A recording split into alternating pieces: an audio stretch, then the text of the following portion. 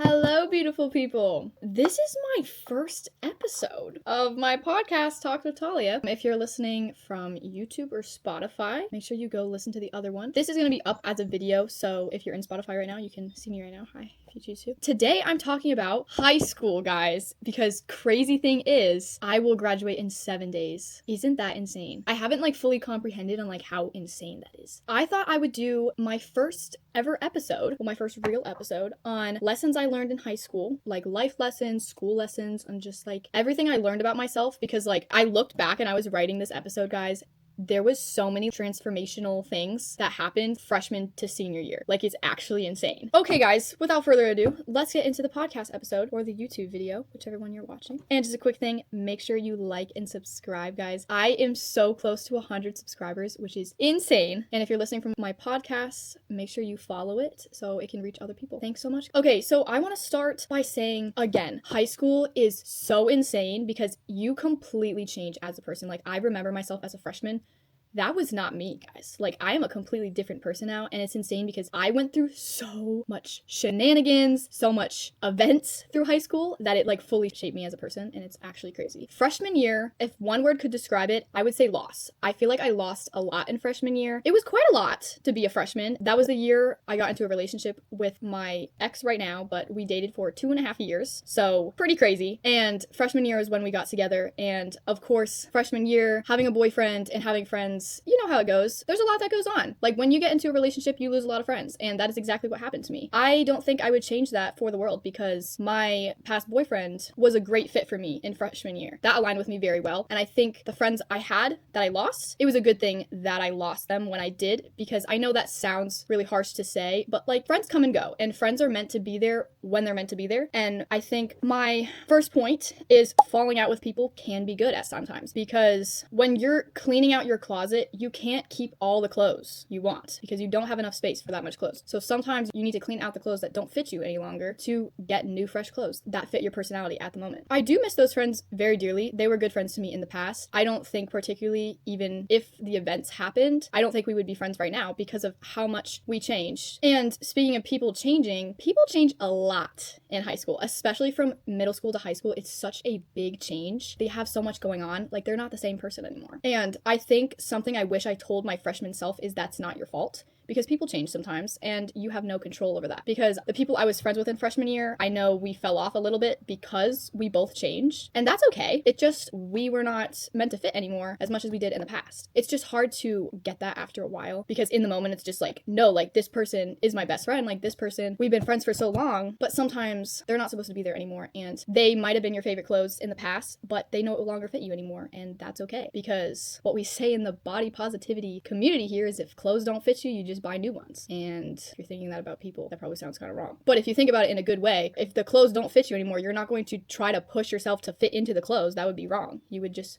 go buy new clothes that fit you better. That's just kind of what it is, To close that point, freshman year was very tough with all the friend drama. Freshman year always has friend drama. It's just like middle school. I do wish the best for those people. I know they are not the same person anymore, but it's senior year, and that was freshman year, so as much as I've changed, they probably have too. But I do know that even if things didn't happen back then, I know we still wouldn't be friends right now just because we don't align with each other anymore. And that's completely okay because we are now going on with our lives.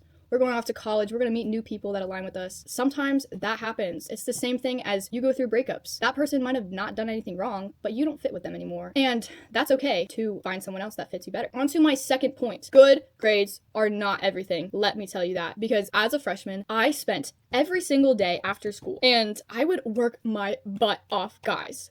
I would work so hard for good grades, and I have always been the person that just studies very hard for the test, but isn't the person in the class that gets the A+, which has always been very difficult for me. I think over high school, I've definitely learned how to get better grades, but it's always been more of an effort for me, I guess. But because I would stay after school, I would push away the boyfriend I had at the time, so I wouldn't hang out with him because no, I need to do my schoolwork, which I'm replacing memories I could have with my friends versus trying to do well in school, which is good. You should do well in school. It's just after the whole 4 years and getting into college, I started realizing that all these people, they have worked their butts off, and most of them, they don't go to fancy school. They don't go to Yale Yale or Harvard. They just go to a regular college, and that's completely fine. But it's just the same person that worked their butt off every single class, every single assignment, to the person that just decided to go to college like 3 months ago. They're getting into the same school. You know what I mean? So sometimes it is just better to go have some fun. Don't slack off on your homework, obviously. Learn how to manage your time with your friends and having fun versus having school, doing your schoolwork and homework. And the other thing is, on top of my surgery and all the stress like going on with all my friends and stuff, obviously that was so much on me. And if I'm going to continue working hard at school and just staying after school whenever I can, staying with teachers whenever I can, all that stress builds up. So when you are so stressed, you're not going to get a good grade if you don't go home and sleep and rest. Like, you need to do both to get the results. And I did not understand that. I would just work.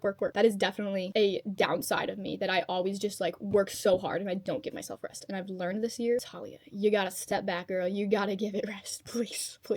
And on to my final third point for freshman year. You choose who you want to be around. It is that simple, guys. Because the people you hang around with should lift you up. If it feels draining to be around someone and to hang out with them, then that's probably not the right friendship for you. Because I spent so long hanging out with the wrong people and then feeling like so drained and so done at the end. And I thought it was like a me thing. I only had like a certain social capacity, but it's genuinely that if they're not the right people for you, they drain you. And if it's the right people for you, then it feels like, oh my gosh, wait, I feel so much like uplifted and better after I hung out with these people. Okay, that was my freshman year advice. Now, sophomore year. If I could describe it in one word, I would say insecurity. I feel like high school for me was a lot about self-worth and learning my self-worth. And sophomore year, I think, was a lot to do with people judging me, the way I look, the way I act around people, just like a bunch of stuff that I didn't really need to worry about. And that just led me down the wrong rabbit hole. Like, first of all, life isn't about what you look like. This is something I learned very quickly because my sophomore year,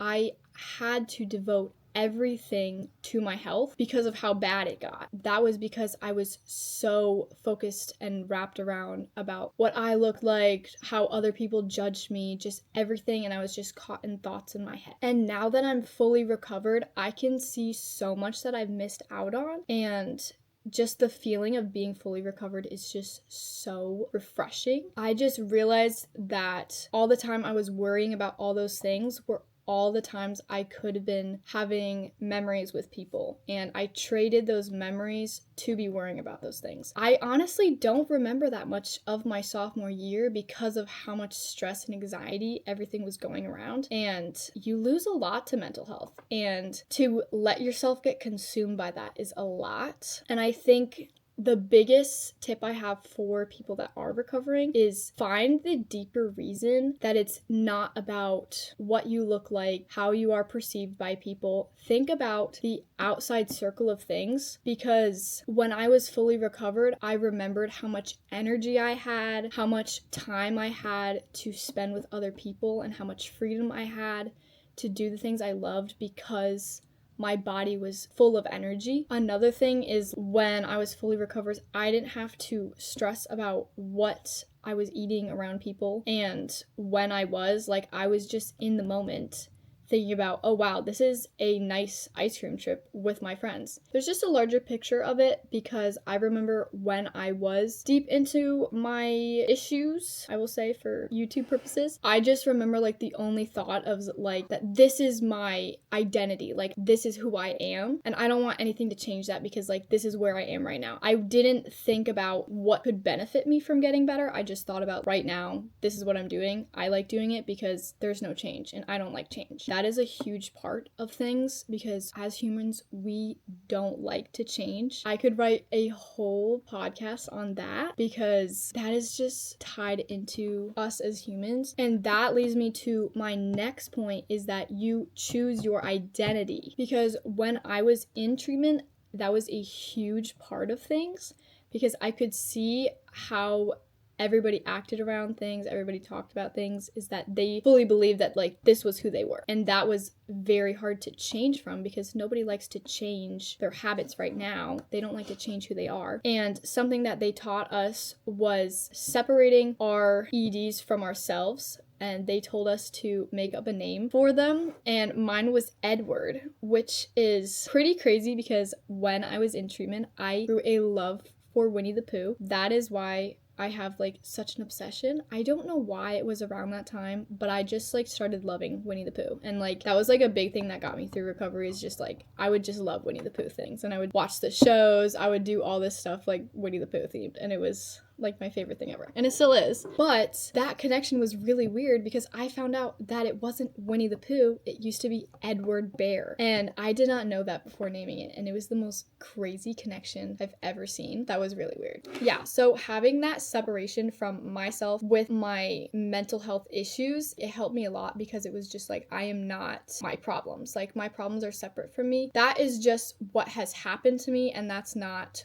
who I am as a person. In my family, we always referred to it as Edward. We did not refer to it as me. Even when I was having the issues around that subject, it was always, Edward is not who you are. Edward is a separate part. And that was very helpful because it wasn't that I was getting identified with it, and separating that was very important and helped me through so much. The last point I have is your mind is so powerful, and I will never stop talking about this. I also think another reason why mental health is so difficult to recover from is because it is like all trapped in our minds, and our minds are like the most powerful thing ever. I listened to something, it was a podcast, I don't remember the name of it, but in the podcast he gave an example and he told us your brain produces chemicals, right? And every single thought you have is like a chemical. So if you're having a bad thought, that produces a chemical. If you are having a happy thought, that produces a chemical. So if you continue to have sad thoughts after another, your mind will be filled with those chemicals and keep producing those chemicals because you keep thinking those chemicals. But if you produce happy thoughts and you just keep thinking of all the positives and positive after another, your brain starts to produce those chemicals. And this goes back to, if I have anyone from my gymnastics coaching listening right now, they know how much I talk about this. Some of you guys know, but I'm a gymnastics coach, and it is my favorite job ever. I actually love it so much. And the kids at gymnastics, I tell all of the time, they're probably so sick and tired of me, but I tell them all the time that their thoughts are what control them. So if we're doing a trick and they keep saying, oh, I can't do this, I suck, all this shenanigans is what I tell them, that's going to continue to feed their brain and telling their brain and produce more bad chemicals. But if they say, wow, I can do this, and they start to believe it, their mind believes it as well. I also heard another study that these people played the piano. There was some people that actually learned how to play the piano with their fingers, but then there was other people that learned to play the piano like just thinking about it, and they got just as far and even like further than the people that played the piano with their fingers, because like they were like thinking it with their mind. It was like insane. Also, another thing tying back to gymnastics, when I was younger, I watched this Barbie movie, and it was like this Barbie spy movie, and because I was younger, of course I had to follow it because it was Barbie, but I didn't realize how it actually worked, and it was see it then be it or something stupid like that, and Barbie like imagines it in her mind and then she just does it.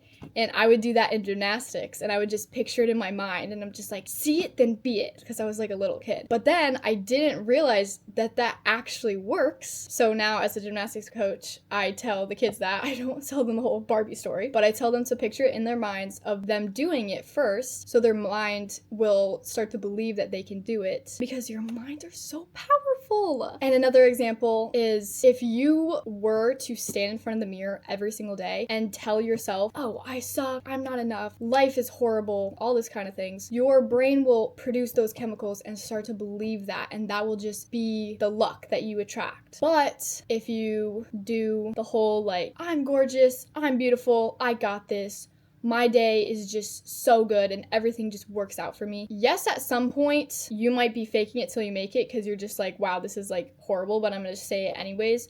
But when you're producing those words out of your mouth, you're gonna eventually start to believe it, because when you're saying that, you're gonna start looking for those signs to be coming. You know what I mean? If you were to buy a red car recently, you are probably thinking about your red car all the time. So if you are thinking about red cars all the time, you'll start to realize like, wow, I have seen so many red cars lately. But that's because you're focusing on the red car that you just bought. So you're looking at all the red cars and you're just like, wow, I've seen a lot of red cars today. But maybe the majority of the cars were gray, but you didn't notice the gray ones because you were focusing on the red ones. So, what do you think I'm saying? Exactly. I know it sounds like complete shenanigans, as I always like saying, because it's just like that's not gonna work for me. If you say that, it's not gonna actually work. But if you actually go in front of the mirror, tell yourself that you're gorgeous every single day, trust me, things will start to turn up for you because you're telling yourself that and you're producing happy chemicals. On to junior year. Junior year, if I could describe it in one word, I would say seeking. I feel like junior year, I was seeking for like a lot of validation towards others. I was seeking to be included in friend groups and friends. Number one, have some self-respect for yourself, girl, and stand by your standards. I won't praise this enough because there was so many times where I think back to and I'm just like, wow, Talia, like that was embarrassing because you let that person step on you when you should have been being like, no, absolutely not. My standards could never, my self-respect could never.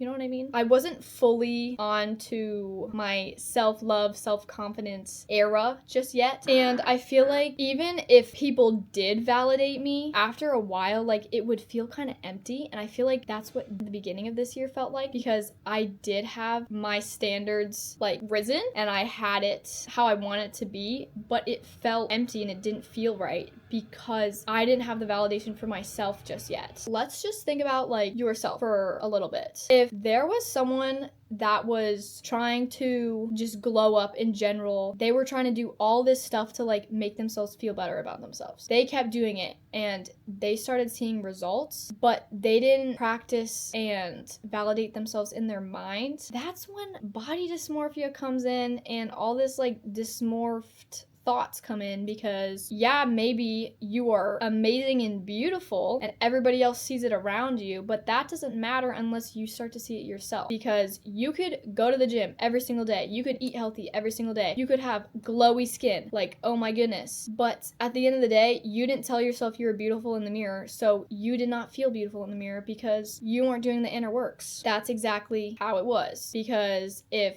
I'm having all these other people being like, oh, Talia, you're so amazing. Yes, go, girl. But I don't tell that to myself. That's not going to do anything for me because I'm just like, wait a second. I don't believe you because I didn't do the work myself. That's like the theory of the purple shirt, but like opposite. Like, you know, the purple shirt theory is just like you're confident and everybody around you is telling you like, I hate your purple shirt. But then you're just like, wait, I don't have a purple shirt on. It's the same exact thing, but opposite. And people are like, I love your purple shirt. And you're just like, I don't have a purple shirt.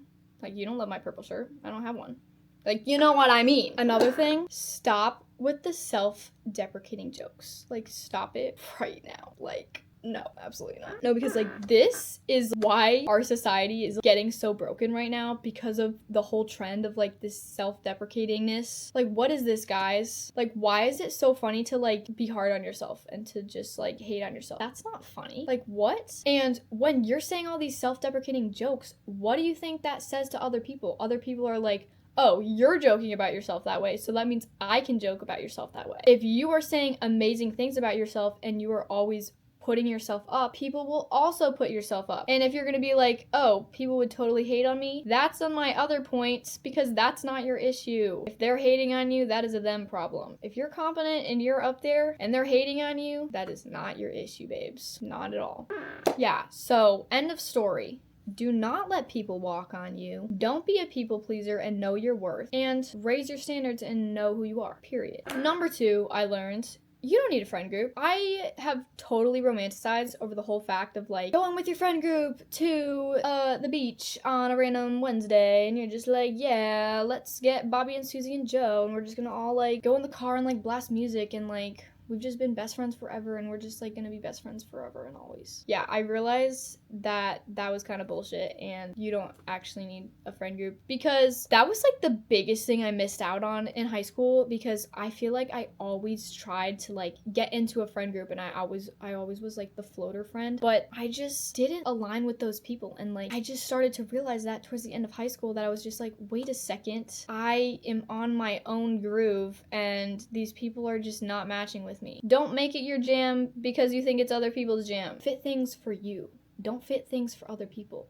Don't be like, oh, Susie's doing it, so I'm gonna do it too. What's that, like, Mean Girls thing? It's like, so-and-so dyed her hair, so I dyed my hair. Like, you know what I mean? Last for junior year, quality over quantity. Please. Please, please, please learn this. This is like my number one advice for high school. Please. If you are having a bunch of friends, go you. But in middle school, maybe you were part of the whole shebang and you had like 50 friends. I remember I was like so jealous of those people that was in that huge entire group in middle school that just had like 50 friends, and you would just have a sleepover like every Friday and just like talk about like so many people. Guess what? Everyone hates each other in that group. I will tell you that I don't think there's a singular person that loves each other so dearly, because there's just so much drama in those groups. The point is, if you're gonna have so many friends and have like 50 friends at the end of the day, but then have them all talk smack about you behind your back, I don't think that's the way to go, girl. Like, that's not the way to go. If you were to have like 1 or 2 friends, path I took, and they are there for you every second of the day, they will always drop everything for you because they love you so much. They always want to hang out with you because you're just their best friend, and they're like, wow, you just mean the world to me. That is so much better than a bunch of people that probably don't like you behind your back and are just being in all the drama because they're just not that good of a friend. And most of the time, unless you did something wrong, because maybe sometimes you did, most of the time it is because they are insecure about their life. They got so much stuff going on. They don't want to acknowledge their own problems, their own life, so then they take it out on someone else. And this has been said by so many parents that's just like, oh honey, she's just jealous of you. She probably is. I will be so honest. And that's just how it is. But it is on you and in your control if you're going to let it affect you, or if you're going to just go beyond your day and be like, oh, that's not my problem. And the last thing I would say about that is, how great would it be to have 2 to 3 really nice friends that fully know you as a person you can fully be yourself around, rather than you have a friend in every single class that you talk to for 5 minutes. You know what I mean? So focus on quality versus quantity, please. Please, please, please. And finally, we're here to senior year. Guys, I learned so much. Senior year, I would definitely say, was my healing year. That's the word I would use for senior year, healing. Number one thing I learned is being alone is totally fine.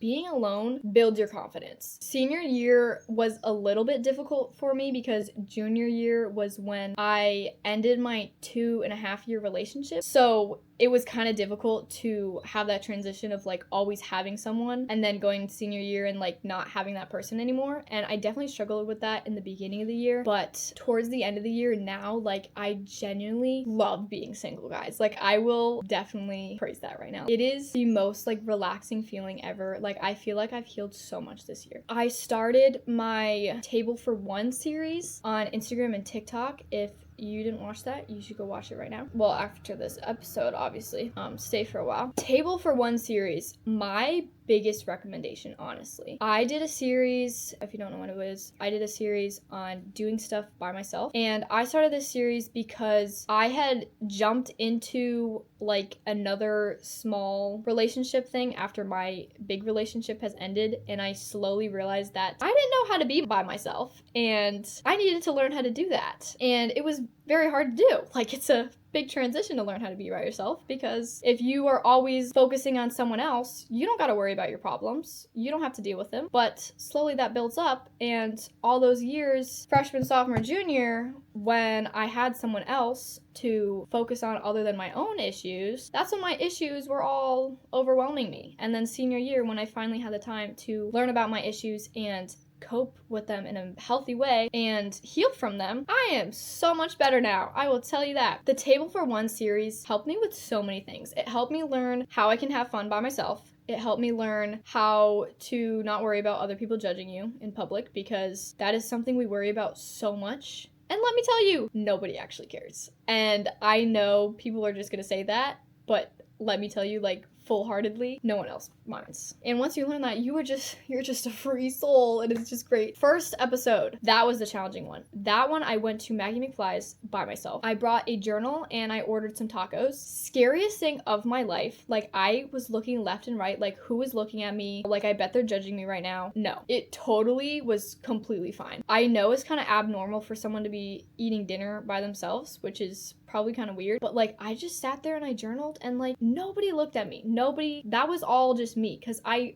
fully remember that feeling of just like sitting there and just like being so worried of just who's looking at me like right now and who cares about me being by myself is like, it doesn't matter.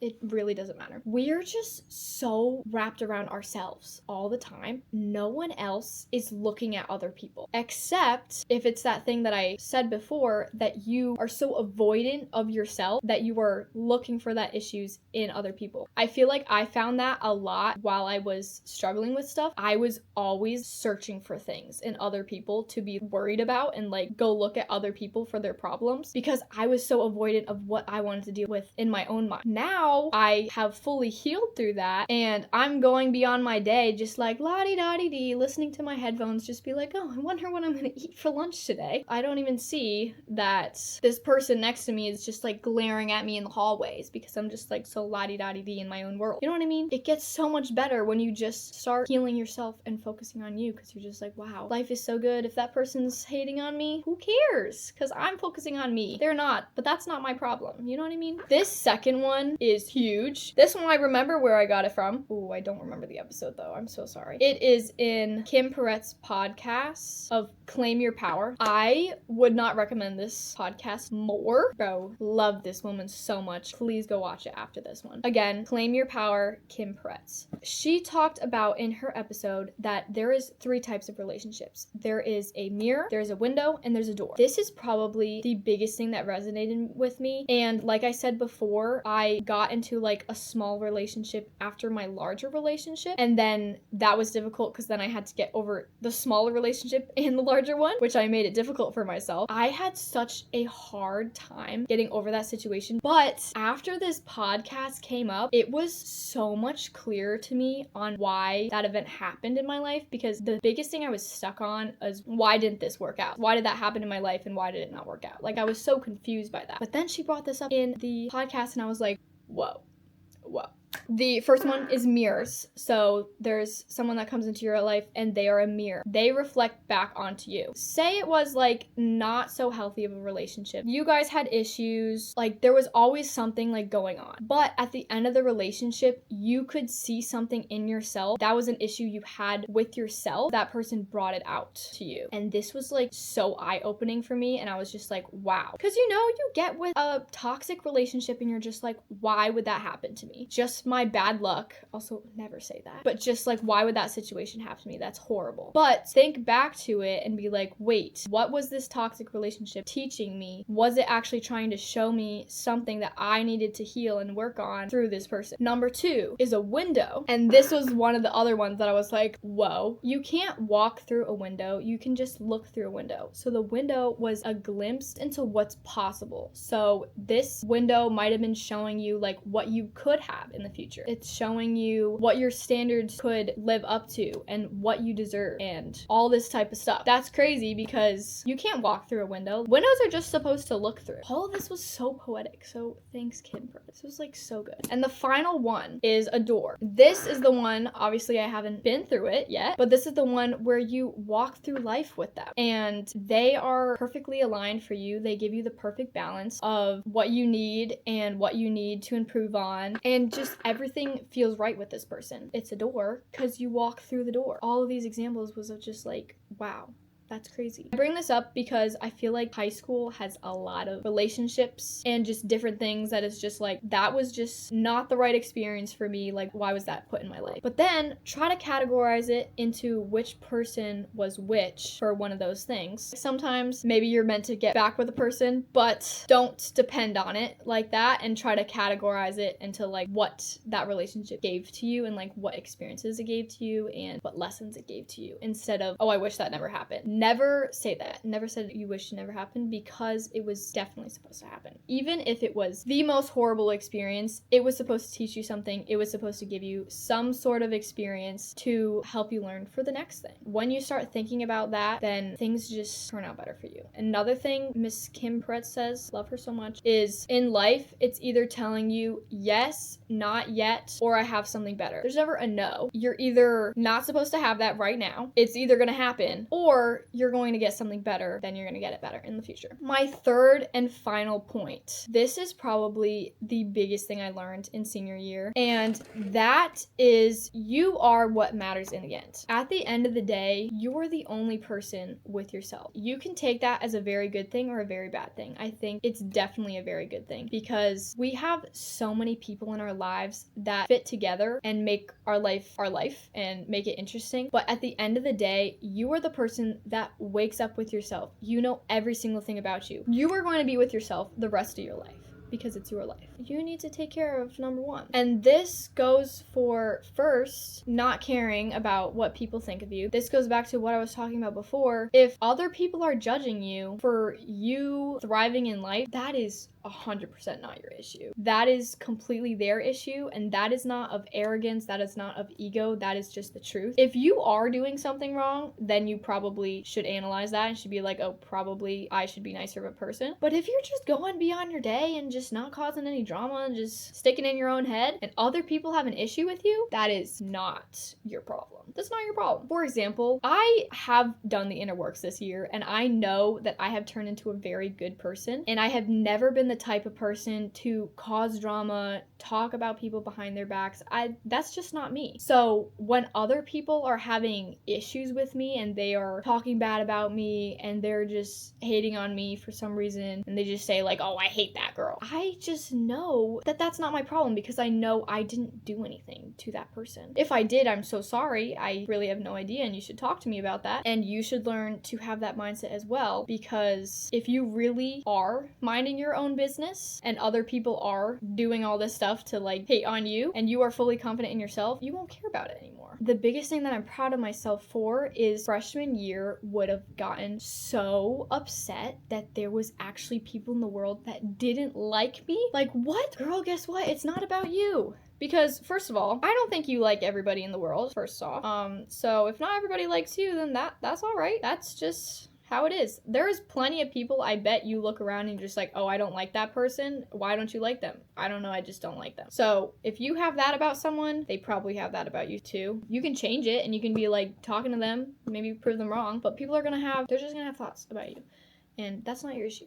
I know that I've healed as a person because there was a lot of people this year that I found out were not talking good things about me, and they were just like saying stuff and just like hating on me. But I knew I healed as a person is because when I found out about that, I actually truly felt sorry for them, and I actually want them to do better. And I'm not just being like, oh yeah, like dang them, like I'm gonna go do this back to them because like they're talking about me. Like that fully wasn't my reaction, and it was, wow, I can see that they are having issues with themselves and they're projecting it on people. So I truly hope that they get better as a person and they find those things out about themselves. And that is a mindset that you should have too, because a lot of the times it's not about you. The last time I'm gonna say it, but a lot of times it's not about you. And it really is about the issues that that person is going through. They might be having stuff at home. They might be having insecurities. They just need some place to put those thoughts, and maybe you were the first one to put that to. If you truly believe you didn't do anything wrong, then that's all you have to do about it. You don't need to prove yourself. You don't need to text them and be like, I didn't do this. You're just making up stuff, because it's not part of you anymore. Once you realize that, you have so much power in the world. It's just choosing healing over revenge, I would say. Never choose revenge, because the biggest revenge is walking away. And I truly believe that. It is really sad how insecurity does shine through people, because I know a lot of mean girls in the world and they pick on completely random people that have nothing to do with them. You can get so far in life if you choose for things not to affect you. Like, that's fine because it's not affecting me anymore, but now everybody can see that you've got issues and you are insecure. So at the end of the day, it's just better to mind your own business and focus on yourself and just live life, man. That's my advice. Just live life, man. That is my full episode, guys. Thanks for listening to me yap. My throat really hurts. But that was all my tips and all my life lessons I've learned through high school. High school was actually, I don't know, it was just so life-changing for me, because there was just so many things that happened. Like, writing this down, guys, and like going through my years of what I learned each year was actually insane, because I was like, wow, I fully had transformational line. It was just like crazy. But that's it. Please subscribe to my YouTube if you haven't already, and please follow my podcast on Spotify, Talks with Talia. Have the most most amazing week, and please take this advice into consideration because high school is not a monster. It's meant to help you out. It's meant to change you. You will change as a person. You will learn so much, and I know you will do so amazing, even if you are going into freshman year next year, or if you're going into senior year next year. I want you to still watch this podcast / video and take it to consideration because I think it can resonate with a lot of people. I feel like these grades are very universal. The words I described with it, I feel like fits with a lot of people's experiences. That is it, guys. Please comment any ideas that you have for videos. I would love that. I'm trying to have more videos come up soon. Enjoy your week, and remember, you are amazing and beautiful, and tell yourself that every single day because it's true. I love y'all so much. Bye-bye. Ow, I pricked myself on the cactus.